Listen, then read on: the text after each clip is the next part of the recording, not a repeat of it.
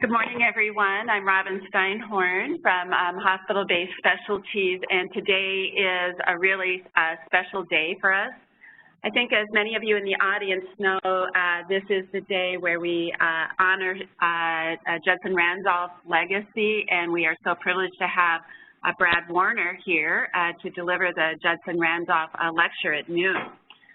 But it turns out that Brad is part of a wonderful power couple, and his wife, Barbara Warner, is a icon in her own right. And so it's my privilege to introduce her today to give a special grand round on the infant microbiome. So Barbara, I believe, is a native of Ohio, is what I am gathering by her university degree at the University of Dayton. So I felt an immediate affinity with her because I'm an Ohio girl myself from Akron. And she went on to do a master's in epidemiology at the University of Massachusetts, and then the pull of the Midwest was such that she went back and got her medical degree from the University of Cincinnati, where she did her residency and her fellowship in neonatology. She served on the faculty at the University of Cincinnati until 2007, when she went to Washington University, St. Louis, where she currently serves as a professor and the Associate Director of the Fellowship Program. Barbara is known around the world for her groundbreaking work on the infant microbiome. She has truly changed how we think about how necrotizing enterocolitis evolves, what causes it, how we can prevent it and treat it. And her work has become has really expanded beyond that to really teach us that the microbiome becomes that foundation for your lifelong health. It forms the basis for much of the work we do with antibiotic stewardship. So I'm so excited to have you here today and to hear about the infant gut microbiome and health and disease. Welcome.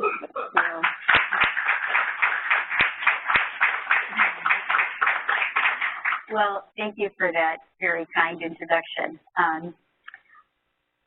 If anybody has heard about the microbiome, if anybody's been alive over the last 10 years, you've heard about the microbiome and heard the number that the microbes outnumber human cells by a 10-to-1 ratio.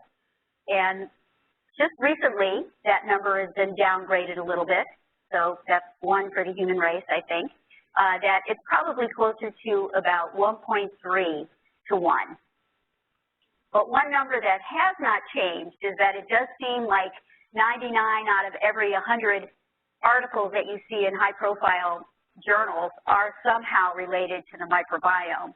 And if you actually PubMed the word microbiome, you can see that over the last couple of decades, there's been an exponential growth in terms of publications regarding the microbiome. So there continues to be a lot of interest in this area. So why study the microbiome early in life? What's so special about the infant? Well, we're pretty much born with a sterile gut, or at least mostly a sterile gut. And for anybody that's worked in pediatrics, they know that over the first couple years of life, there is ample opportunity to enrich that microbial community. And increasingly, we're finding that those early patterns are having really lifelong effects on host phenotypes. So I'm going to start out just by way of background, talking about a few techniques that are used to study the microbiome. And for many of you, this may be a little redundant, but the method that you use to study the microbiome really depends on the question that you're asking. So if you're just asking the question of who is there, what are the organisms that are present, you'll use a technique called 16S RNA analysis. And if you remember back to high school biology, this is the 16S subunit of the bacterial ribosome, and it's made up of constant regions, which are in the red, and then it's interspersed with these variable regions. And the constant regions don't change between bacterial species or bacterial strains even, but the variable regions do. And this is the 16S gene that codes for the 16S rRNA in the ribosome, and you can PCR through very short sections of these variable regions and use just one or two variable regions, and then amplify those PCR products and sequence those products. And so with just a very small amount of sequencing, you can identify the bacteria down to about a species level in most cases. And so it has the advantage of, number one, providing identity, but then also being very cost efficient because you're just doing a small amount of sequencing. If, however, you're trying to ask the question not only who's there, but what kind of function does that microbial community have, then you really have to do whole genome shotgun sequencing, where you just pull your bacterial DNA, you chop it up into little bits, you then sequence those bits, and you use different data programs to realign them, and then based on that realignment, you can identify the bacteria down to a strain level. So because you have the whole bacterial genome identified, you can identify much more granular which bacteria is present, and you can identify the genetic repertoire. The flip side of that is that it is much more expensive, and so again, depending on, even though the costs are decreasing, depending on what question you're asking, you'll use either one of these two techniques. So I started my work with the microbiome looking at twins. You know, twins are really God's, nature's gift to science because it allows you to look at both genetic components as well as environmental components that, for myself, I was interested in looking can impact on the gut microbiome colonization patterns. So this study, our first study, was really part of a larger study done by Jeff Gordon, if anyone's heard of him, one of the grandfathers or the fathers of the microbiome. And they were really looking along with one of his graduate students at a much broader study across age and across geography.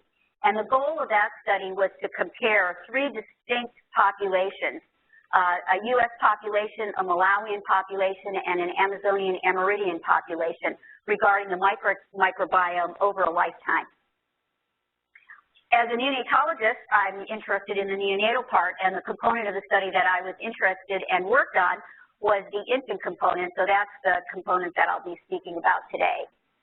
And we asked a very fundamental question to begin with, and that is, how long does it take for the infant microbiome to evolve to an adult-like level? And on this graph, on the x-axis is age of the children up through age 17. Each dot represents a different stool sample that's color-coded based on the population that it was derived from.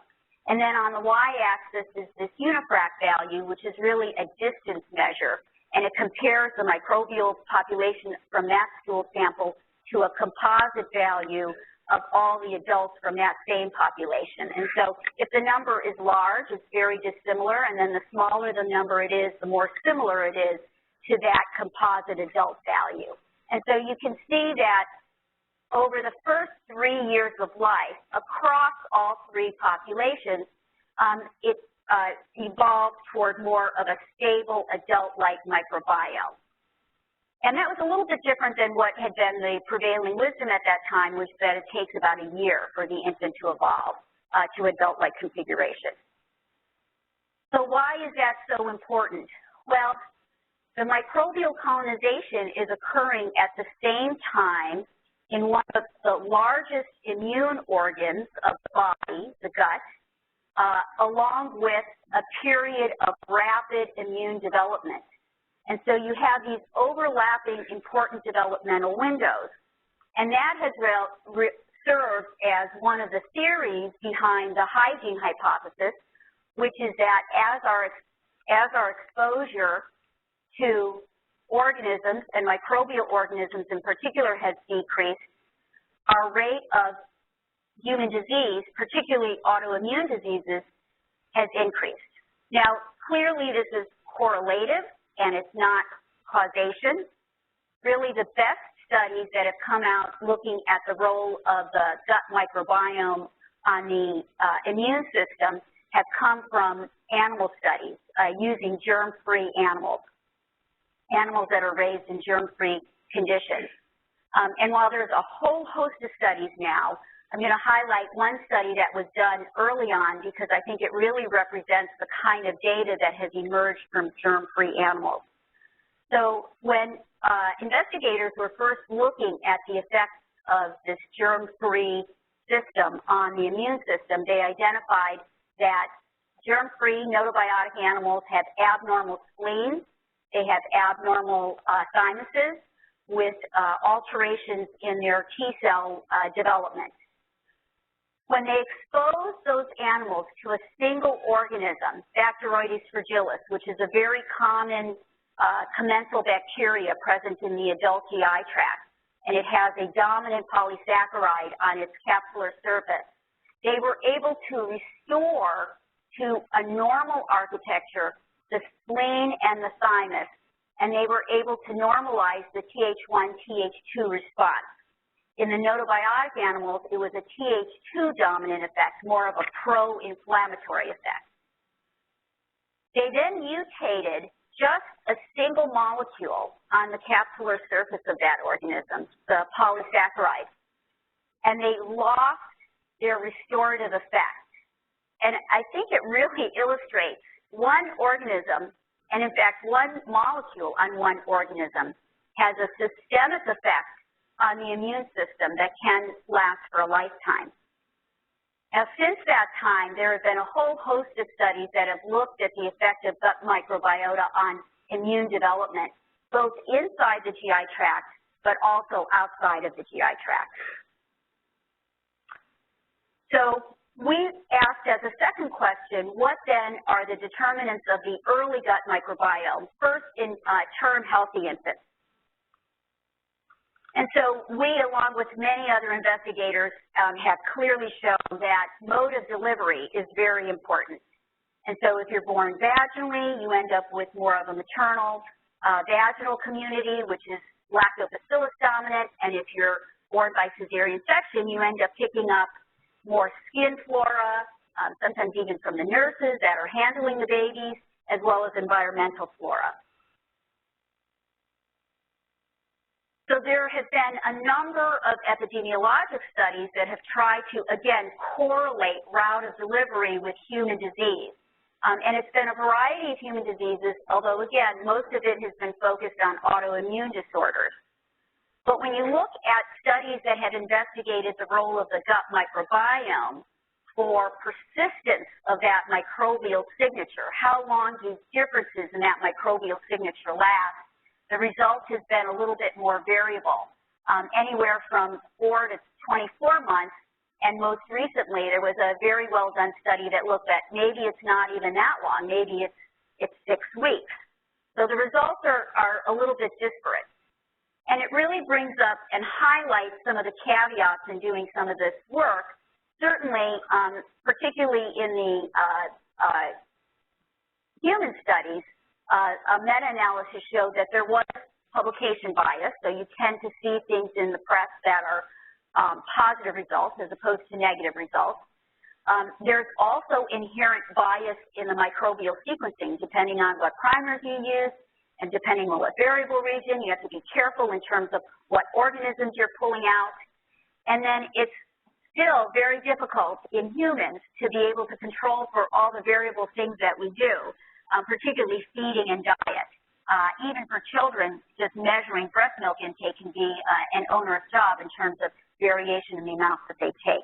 So there are still a number of caveats, and it's still unclear, still more correlative than it is necessarily causative. That has, however, nonetheless, not stopped the Pinterest community from endorsing the vaginal seeding of babies that are born by cesarean section in only 5 easy steps. And while I'm poking a little bit of fun at that community, it's really based on a nicely done study that was published last year that did do this under an IRB and found that they could alter the microbial community of those babies that are born by cesarean section.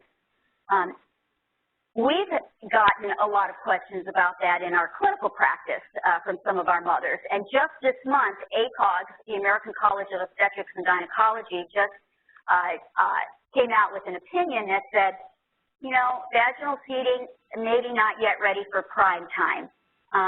Just wait, and it needs to be done under an IRB. There's still not quite enough data, so probably just say no, at least for this point.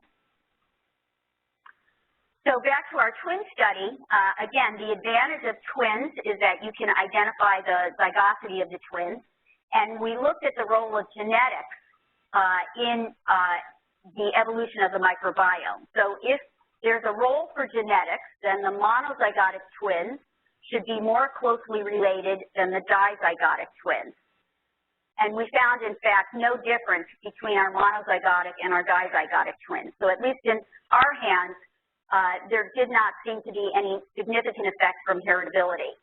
However, when we compared related twins, so these are the related twins, to unrelated twins, they were much more closely related in terms of their microbial community. So clearly, as you would expect, family and environment has a significant component. Now, for infants, one of the most important components of determining the microbiome is diet. And we looked across geography for the effect of diet using initially 16S analysis. And so on the x-axis are infants through the first 5 months of life. On the y, each bar here represents a different stool sample, and each color codes for a different microbial taxa. And the length of that colored bar represents the proportional representation of that taxa in that sample. And so the infants are grouped clearly by geography, and whether it was the Malawian population or the Amazonian Indian population, breastfed infants group more closely together compared to bottle-fed infants or formula-fed infants, even within a geographic range. When we looked a little bit more closely using whole genome sequencing, I think the interesting part of this study is that despite the infants having a similar diet, breast milk, and having similar 16S profiles across geography, there were differences in their functional pathways. So this is a heat map, and it is split out based by geography. Here are U.S. infants. Here are the Malawian infants, and here's the Amazonian Indian infants. And there were differences, particularly in relationship to vitamin metabolism and particular carbohydrate metabolisms regarding oligosaccharide metabolism in particular. So it's intriguing to contemplate that this is potentially an adaptive response to the nutrients that are present in the maternal breast milk, which we didn't measure. But it once again shows, I think, for all of us that Mother Nature tends to be a lot smarter than we are and can provide the infants what they need. So given that there's this progression of the microbiome, partly based on diet, environment, and family, our next question is, can we build normative values for age? Essentially, can we build a growth chart for the gut microbiome? So this was first done, again, by Dr. Gordon's group in a Bangladeshi cohort of infants. And he took 50 infants and followed them through the first 2 years of life, collecting stool samples on a monthly basis, and analyzed those samples using 16S RNA. Took 12 of those infants, and based on those 12 infants, ranked ordered their bacterial taxa in terms of their ability to predict chronologic age. And then using a machine-based method called random forest with an iterative approach, he tested that rank order against the remaining 38 infants and identified 24 taxa that could explain 73% of the variation for chronologic age. And so with those bacterial taxa, you could develop essentially a Z-score for your microbial community for your chronological age. He then tested that taxa rank order in a subset of infants who were experiencing a severe acute malnutrition. So here's the healthy cohort, and their Z-score, which is on the y-axis, is very appropriate for their chronological age. So the microbial community in their stools is what you would expect for an 18-month-old. But in the infants who were suffering from severe acute malnutrition, they were 2 standard deviations behind on that Z-score. So there was a delayed development. And as they underwent treatment for their severe acute malnutrition, those Z-scores, along with their anthropometric measurements, started to improve. However, the farther out they got from the end of treatment, the more those samples again deteriorated to a very delayed maturation pattern, and their anthropometric measures also began to deteriorate as well. And so it really offers the opportunity to classify and track gut microbiota maturation with the potential to intervene both in terms of treatment, timing of treatment, as well as duration of treatment. Now, up to this point, I've been really talking about the luminal side of the microbiota, but we were also interested in looking at the relationship of the gut microbial assembly and host response, particularly host immune response. And the immune response that we were focusing on was IgA, most importantly because you can measure IgA non-invasively. It's also the major class of antibody that's produced by the gut mucosa, and it's important in barrier function. And so we started out similar to the Bangladeshi cohort, identifying in our U.S. cohort of twins, age discriminatory taxa that could predict chronological age. So just what they did in the Bangladeshi cohort, but now with our U.S. cohort.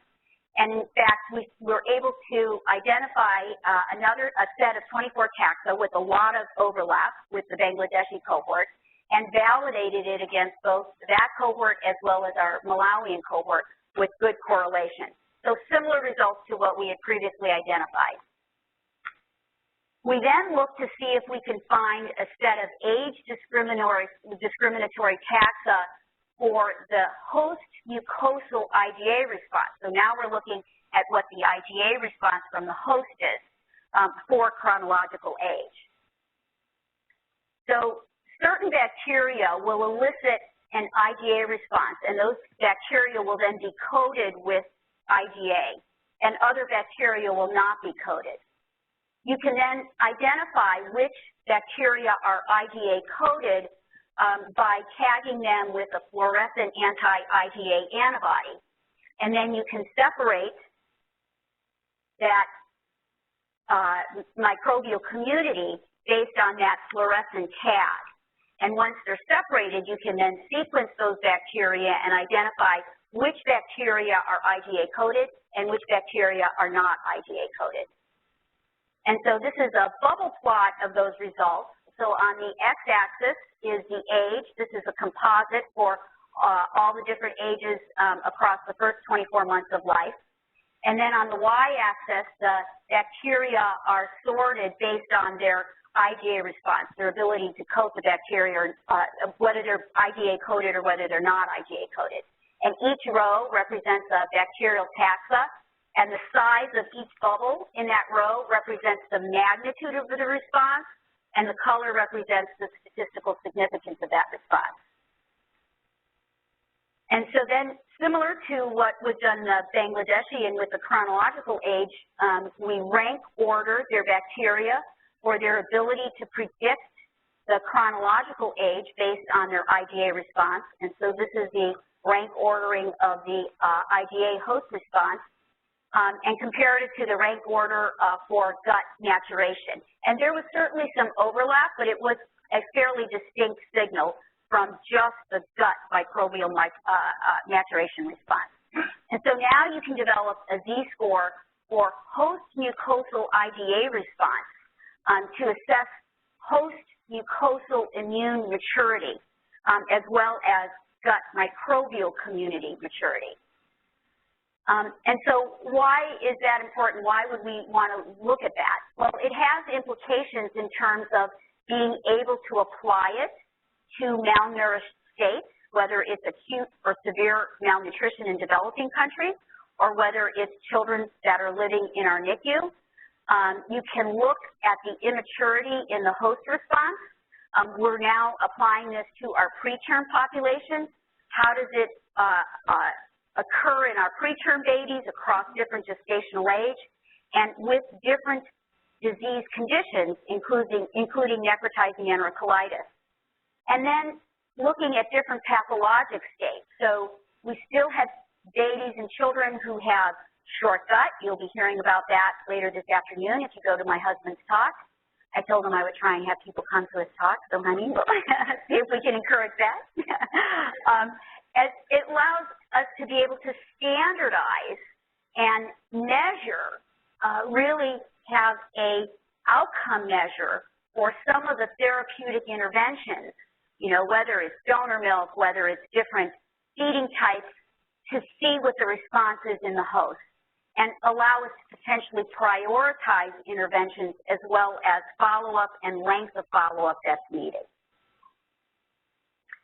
So why study the preterm baby? So far we've been talking mostly about the term infant. What about the preterm baby? Well, for me, this is really why I became involved in the microbiome, and that's necrotizing enterocolitis. And it's a disease that I probably don't have to say very much about to this audience. It still has high mortality. It continues to be a major cause of intestinal failure. Neurocognitive impairment is increased. And I still feel like I'm playing roulette when these babies come into the NICU as to who's going to develop NEC and who's not going to develop NEC. And so we were funded through the Human Microbiome Project to ask a specific question, which is, what is the relationship between the intestinal microbial community and development of NEC? And this was really a collaborative project between the McDonald Genome Institute, Pediatric Gastroenterology, Phil Tarr, and neonatology myself. And the first question that we had to ask is, what is normal for a preterm baby? At that point, it was not very clear what normal preterm babies are. They just like a term baby? And so we were doing a prospective observational study in which we were going to embed a case control study to specifically look at NEC. But we pulled out the first 58 subjects that did not have any intestinal pathology, and we sequenced their stool. So the babies are admitted into the NICU, and then we essentially collect every single stool sample. And so this is the kind of data that we looked at. This is a single subject. And on the x-axis is day of life. Each bar represents a stool sample, similar to the breast milk. Each color is a different taxa, and the length is the proportional representation of that taxa in that sample. And so babies start out with a gram-positive dominance.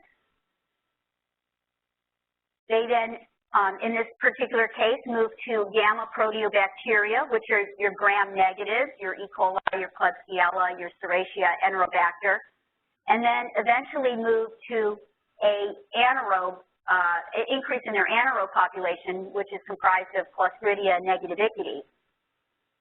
Now, this is human data, so it never looks that clean. This is when we combined all our samples across all gestational ages. We were looking at babies 32 weeks and below. And despite the variation, there was a pattern that seemed to be emerging. This is a dark line is the best fit model with 95% confidence intervals. And the villi predominate at birth and then go down.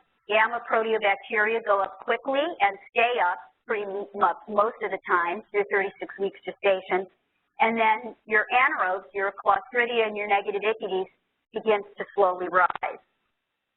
Now, when we split it out by gestational age and looked at the effect of, tried to obviate the effect of postmenstrual age, we saw a clear pattern, but it was the same pattern with the villi dominating at birth, gamma proteobacteria increasing quickly.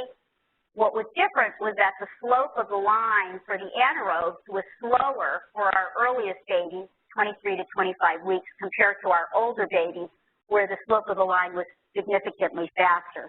So a similar pattern progression, but Clostridia and anaerobes having slower abundance in our more premature infants. We then used mixed models to account for the longitudinal and the repeated measure nature of the data that we were looking at.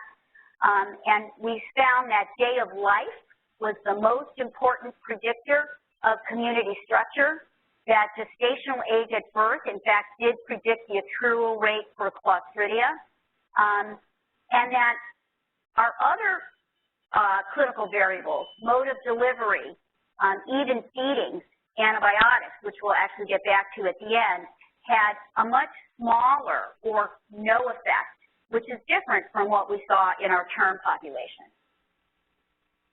So our interim conclusions were twofold. One, that there did seem to be a pattern progression over time, which was a function of day of life as well as gestational age, and that given the variation in the data, we were going to need a lot of babies and a lot of sequences to be able to test our hypothesis regarding NEC specifically. So to answer the question of what is normal for the preterm population, this is, on the y-axis is a measure of diversity, the number of observed species. Our preterm population has much lower diversity compared to our term infants at 1 month of age, and strikingly, the preterm infants have a very high burden of these pro-inflammatory gram-negative organisms, gamma proteobacteria. In you and I, it's less than 1%, less than 0.5% of our gut microbiome. And in term infants, it's about 10%, maybe 15% at most for a short period of time. But in these infants, high gamma proteobacteria loads for a long period of time, and a much lower representation in the anaerobes. So now we were ready to compare our NEC versus controls. We ended up enrolling almost 1,000 infants. We had 500, nearly 500 in the St. Louis site. And then we had 2 additional sites that we worked with, University of Louisville and University of Oklahoma, and collected a lot of stool samples, over 70,000 stool samples. Is a number only a mother can be proud of. We had 46 cases of very stringent criteria for Bell Stage 2 that was verified by a blinded radiologist as opposed to a blind radiologist, who I did not think would be very helpful, and had sufficient specimens. And for each case, our controls were based on gestational age plus or minus a week, birth weight, and we also looked temporally in time for overlapping infants at the same time period in the NICU. So this is the results from our unadjusted comparison in our cases versus our controls at our St. Louis cohort, again, looking at 16S analysis. And so we're looking at the proportional representation of each of the taxa. These 4 taxa make up over 90%. We talk about a decrease in diversity. They make up over 90% of the microbes that are present in our preterm population. And we looked at it over time using 15-day intervals. And you can see visually that there seems to be a difference in the microbial population and the composite population of our cases versus our controls. But we wanted to test that statistically, which is sometimes difficult to do in microbiome data. So we used Dirichlet multinomial calculations to see if there was a statistical difference in the composite community over time. These were only pre-NEC samples that we analyzed, and there was a statistical difference in the gamma proteobacteria in our NEC cases, as well as in the amount of anaerobe Clostridia and Negativicides compared to our controls. Now, when we split it out by gestational age, we found this difference only in our babies under 27 weeks. We did not find the same results in our babies that were over 27 weeks. 27 weeks was the median for our gestational age. And whether it was a number, certainly we had higher numbers in our lower age group, but found really no signal in our older kids. We then again used mixed models to see what clinical variables impacted the gut microbiota. And similar to what we saw in our earlier cohort, route of delivery, proportion of human milk feedings, transfusions, antibiotics. I'm actually going to get back to had really very small or no association. We sought to look then at the rate of change of microbial populations in our NEC versus our cases, and we saw, again, a statistical increase in the rate at which gamma proteobacteria increased, and a statistical significantly decrease in the rate of accumulation of anaerobes. In particular, it was negative ichthys. We then had 2 additional validation cohorts in Louisville and Oklahoma, as I had mentioned, and we saw similar patterns. What then about diversity? Because we've often said in NEC, maybe it's not a specific organism, maybe it's the community of organisms. And in our control population, there was a gradual increase in gut microbial diversity over time, whereas that diversity did not increase in our NEC population. So our conclusions are that gamma proteobacteria and anaerobes, specifically negative ichthys, has a dysbiotic signature prior to the onset of NEC. That effect is most apparent in babies that are under 27 weeks gestation. There's a lack of increase in diversity in our cases versus our controls. And clearly, this is not causal. It is associative data, but it does beg the question, is the bacteria part of the etiology, or could it potentially only be a marker, a biomarker of potential changes in host immunity? That is the difference in NEC. I don't think we still know the answer to that. It also begs the question of how do you try to approach the prevention of NEC? Are you going to try and do something to prevent the bloom of gamma proteobacteria, or are you going to try and do something to promote the good? And again, I don't think we quite know the answer to that. And I said I was going to go back and look at our effect of antibiotics because the answer was not quite as straightforward as we had initially thought. We use parenteral antibiotics in our babies, so not enteral antibiotics. Most of the antibiotic microbiome work has been done on enteral. And it was not clear that parenteral antibiotics would have any effect on the gut microbiome. How much does it penetrate? Do we know what the gut barrier is like in our preterm population? And so we looked at the average change in relative abundance of the 6 most dominant and prevalent species in 84 of our infants before and after treatment with antibiotics. And when you look at the antibiotics that we use most often, Amgen and vancomycin, although hopefully we're not using as much vancomycin anymore, we found no significant differences compared pre and post. There were some variations, but probably within the variation that we see for changes in the gut microbiome. However, when you look at your broad spectrum antibiotics, meropenem, cefotaxime, you see more significant changes in select bacterial species. And so the effect of parenteral antibiotics is both antibiotic and species-specific, with a much greater effect on our broad-spectrum antibiotics compared to what we think of as being less broad-spectrum antibiotics. So the last arena in terms of the preterm infant that I'm going to touch on is the role of the gut microbiome in late-onset sepsis. And so for late-onset sepsis, there's been a lot of energy and time, very appropriately focused on gram-positive organisms and catheter-related sepsis. But when you look at the spectrum of late-onset sepsis in our preterm population, gram-negatives still make up a pretty significant component of it. And when you look at the mortality, as well as group B strep, when you look at the mortality of these organisms, it's 20 to 30% compared to, not that any mortality is good, but compared to the mortality associated with your gram-positive. And so we looked at, in conjunction with actually one of the medical students that's working with us, 271 of our subjects that were enrolled up to that point. And we looked for bloodstream infections after day of life 3, late-onset sepsis. We included contaminants, organisms that were clear contaminants, and we also excluded coag-negative staph. And we looked to see what pathogens were in their pre-bloodstream infection stools for these cases, identifying them first by classic microbiology techniques and some basic molecular techniques, and then whole genome sequencing both the blood and the stool isolates. And so of those 217 infants, we had 15 that qualified for a bloodstream infection. There were 11 of them who had adequate pre-bloodstream infection stools available. We still can't make all the babies poop on demand.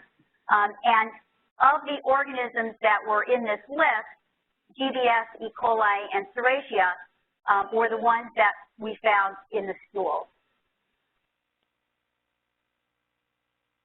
And when we did the whole genome sequencing, we found that the stool and the blood isolates were isogenetic. So they were exactly the same organism.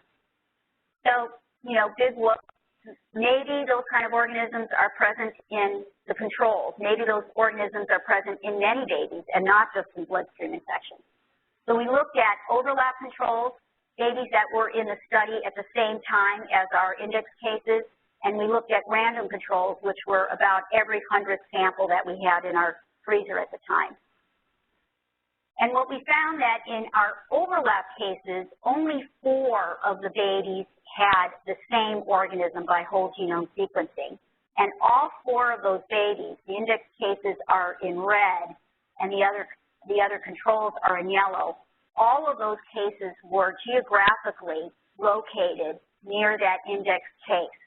We had 1 random control that was positive, but that baby also, just by chance, happened to be an overlap control. So there does, even though we try really hard to do good hand hygiene and careful non-crossovers, there do seem to be some microclusters of asymptomatic colonization near our cases of BSI.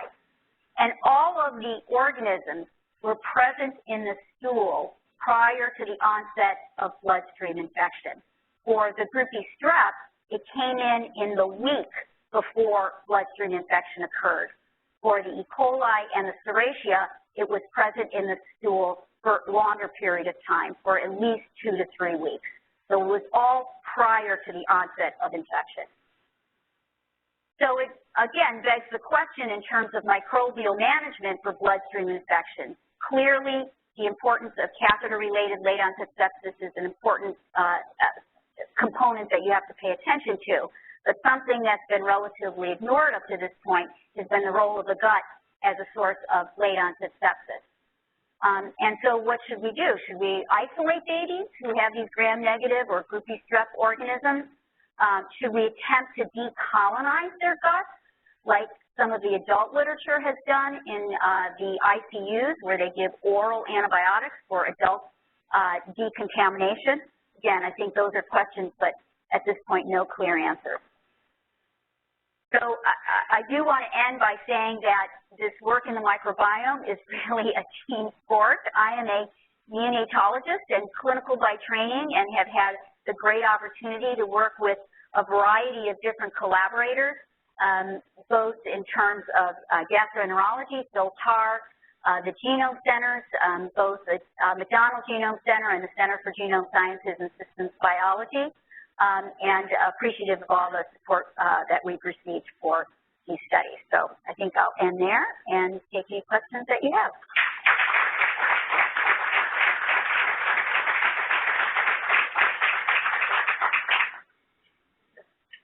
Questions? Yes.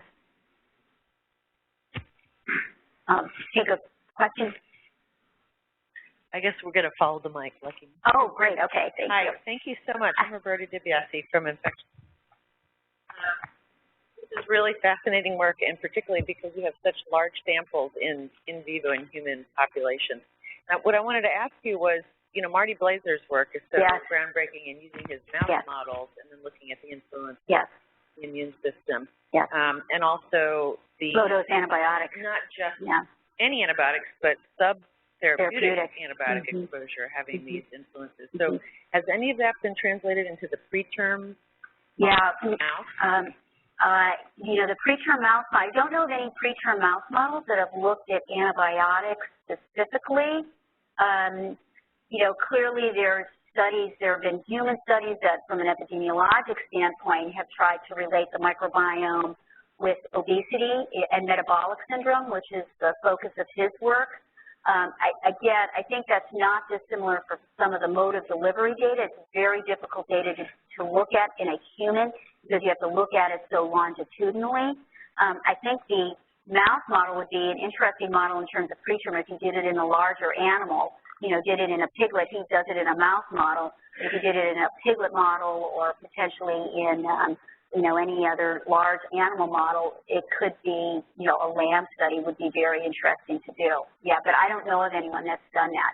But it is interesting. In fact, his wife is the one who did most of the mode of delivery data and the C-section data, so they work very closely together, right? Right.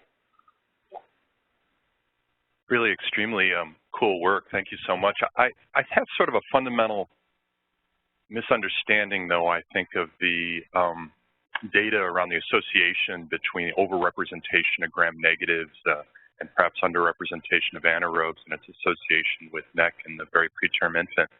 I tend to think of NEC as a small bowel phenomenon, and I tend to think of the microbiome as largely a large bowel phenomenon. So this association is a bit confusing to me, particularly when you begin to think about any potential local effects of this disequilibrium in the small bowel, which I tend to think of as largely sterile. Yeah. Am I confused, or is this more of a remote phenomenon in some way? So that's a great question because the issue becomes one of sampling. So you're sampling stools, which is an end product throughout the entire microbiome. So, you know, people have looked to compare what the in animals, what the microbial taxa are even at the mucosal surface, you know, because that's really the question is what's the microbial taxa at the mucosal surface, and is it different? And while there's some overlap, there is some differences in terms of site-specific microbial changes at different sites along the GI tract. So I don't think that the short bowel is sterile. Clearly it's not sterile. Even some of our children with, you'll hear from Brad's talk, children with ostomies that we've sampled some of their ostomy output, which again may be a different population, but it's one of the few ways we can really look at it. Or kids that have, older kids that have undergone endoscopy. There clearly is a microbial signature even in the small bowel, but the only way we can really sample it is the end product non-invasively from the stools. And as a result, most of the studies have been on the stool, and you're really saying, and it's an excellent point, you're really saying that that stool sample, that signature in the stool sample is somehow a representation of what's happening along the entire GI tract. And, you know, NEC is going to be a multifactorial disease. I don't think it's going to be just the microbiome. You know, the question of what's the impact of the host and the host immune response, I think, is still an important question as well. Eric Verlaine from Center for Genetic Medicine Research here. Thanks for this fantastic talk. Could you comment on gender differences in the microbiome, how early they start, and what influence they have on the development of NEC, for example? Yeah, we haven't seen any gender differences in our population between males and females, so we did not see a gender effect. We did look for it specifically. Whether there's a gender effect in older, healthy term infants, there's a small gender effect, and whether that's related to diet or other potential genetic, not genetic, but hormonal factors, I don't think we quite know the answer to that yet. Bob, that was a fantastic talk. Thank you very much. And I don't envy your husband. He has a very hard act to follow at noon. I do wanted to ask, do you ever foresee the time where the stool sampling, the ribosomal RNA, will be a clinical test to predict the status of the child? Yeah, so we actually looked into doing, because, you know, the issue with sequencing is that even though the technology is improving and it's much more rapid than it used to be, it still takes time. And so in real time to be able to get sequence results is difficult. So we looked into using potential PCR and trying to PCR, at that point, the gram-negatives, which were easier to PCR than the anaerobes. And there was a lot of overlap, and we couldn't really bring the model down to something that we could say we could predict NEC with the sensitivity, specificity, lack of false positives and false negatives into an arena that would be clinically useful at this time. But that's the holy grail, is to be able to find a marker that you can then apply to try to not have to treat everybody, because we're talking about preventing a disease that still has a relatively lowish incidence in our population. And so if you're just using gestational age as the cutoff for treatment, you end up treating a lot of babies in terms of a prevention trial that would otherwise not have been, would not have had the disease. And so it's a great question, but I don't have an answer for it yet.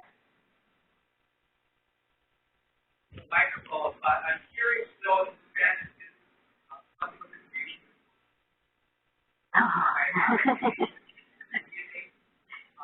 As well as concept that a lot of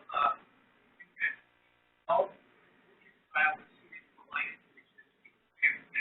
yeah. For instance, to normalize the microbiota by giving healthy array of bacteria.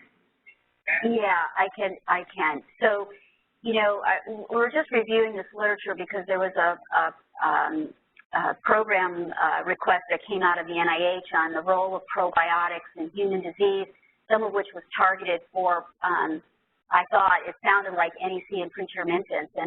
And as we started looking into it, the issue from a trial standpoint is still this issue of the FDA and regulation of probiotics. And when you look at the probiotic literature, I'm very hopeful for probiotics, and then I'll address prebiotics. The issue with probiotics is that, you know, certainly there's some concerns about infection and the immunocompromised host, but I think the real question is what happens to probiotics in the most susceptible population, which are babies under 27 weeks. And when you look at the probiotic trials, most of them are babies that are a little bit bigger and a little bit older. There was just a Lancet article published last year that looked at one specific probiotic in probably the best study that I've seen, over 1,000 babies, 1,300 babies, that found no effect when they focused just on babies under 28 weeks gestation. Now, that was just one probiotic of many probiotics. When we're thinking about putting a grant in for this NIH call-out, the issue is getting an IND for this population, because the companies are still interested in marketing it as a nutritional supplement as opposed to a disease treatment, which is much more rigorous. And so I'm still hopeful about probiotics, but I think it needs to be studied, and it needs to be studied in terms of what's happening both on a mechanistic standpoint and is it really reaching the target, you know, the question that you asked, what's the target site within the GI tract that it has to populate, and can it maintain that population? And so I think the answer for probiotics is I'm hopeful, but I think it's still unclear and very difficult to do those studies here in the U.S. For prebiotics, I think that data is just starting to come out. You know, clearly human milk is filled with prebiotic oligosaccharides that help enrich the commensal organisms that are present in the gut, and that is probably the best prebiotic that we have, as opposed to, you know, once again, Mother Nature is much smarter than we are in terms of promoting the microbial flora that is more, you know, safe or healthier for our preterm population. But people are just starting now to look at the different oligosaccharides in terms of potential treatment or for prevention of NEC. In terms of fecal transplant, you know, clearly it's been demonstrated to be effective for C. difficile infection. We have not gotten into fecal transplantation for our preterm population because we don't really know what we should be transplanting, I think is the question.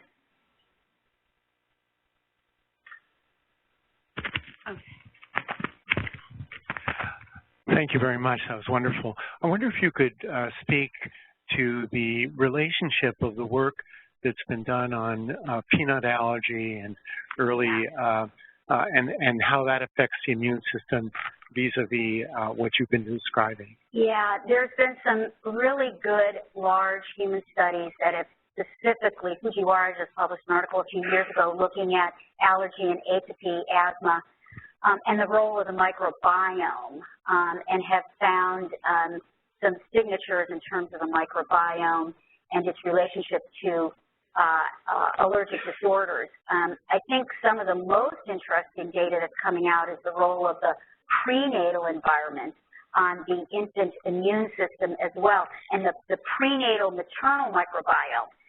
Not that there's a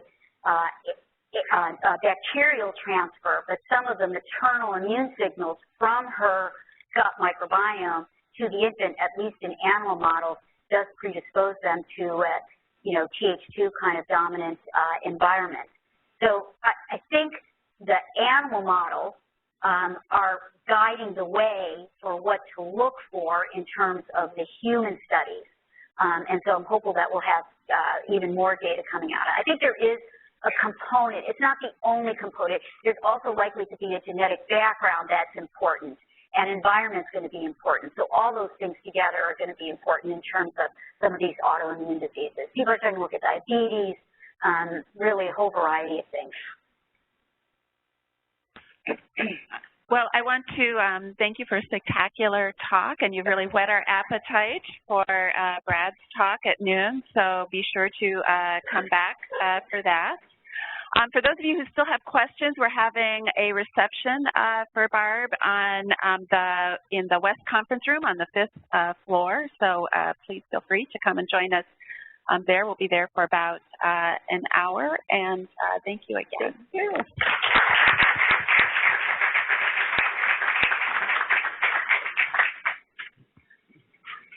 Have to get it to the back. Thank you. Oh, thank you. So much. Thank you. Oh, it was really my pleasure. It was really my pleasure.